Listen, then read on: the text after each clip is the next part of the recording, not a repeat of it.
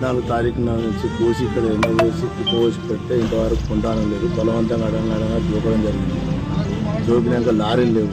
Madam నడితే allotment లేదంటారు. నిన్న రాజు Google పొద్దున డీసీఎం మేడం ఫోన్ చేస్తే అలాట్మెంట్ లేదు, నేను తీసుకొని వద్దు, నాకు అవసరం లేదు, నేనేం చేసుకుంటాను మాట్లాడుతుంది.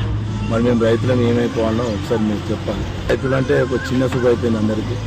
వడ్డు తీసుకొచ్చి ఐకేపీ ఉన్న సొసైటీని తీసేసి ఐకేపీకి అప్పైతే ఏమో చేస్తారని తీసుకొచ్చి ఐకేపీలో తీసుకొచ్చి పెడితే ఆడోళ్ళకి వినేటోళ్ళు లేరు, చేసేటోళ్ళు లేరు. ఆ సీసీ అని ఉంటాడు, హలో అంటాడు, ఫోన్ చేస్తాడు, పెట్టేస్తాడు, స్విచ్ ఆఫ్ పెట్టుకుని. నిన్న వర్షం పడి రైతులంతా కళ్ళల పొండ ఏడిస్తే స్విచ్ ఆఫ్ పెట్టుకుని వాళ్ళు ఇంట్లో. ఇంకో ఆయన ఫోన్ చేస్తే రాత్రి 8 గంటలకు వచ్చింది.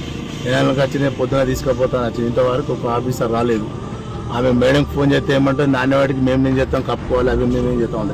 కాంటా ఎందుకు పెట్టింది మరి? అసలు కాంటా పెట్టినప్పుడు నాయనకు మాకేమవసరం? అవి ఖచ్చితంగా లిఫ్ట్ చేయాలి. చేయకుంటే రోడ్డు పోయే పరిస్థితి లేకుండా ఎండిని రాయి చచ్చిపోవడం పిల్లవుతుంది. మీకు కూడా మంచిగా ఉంటుంది. ఈ ప్రభుత్వం కూడా అంత దిక్కుమల్ల ప్రభుత్వం పట్టించుకునే చరిత్ర లేదు.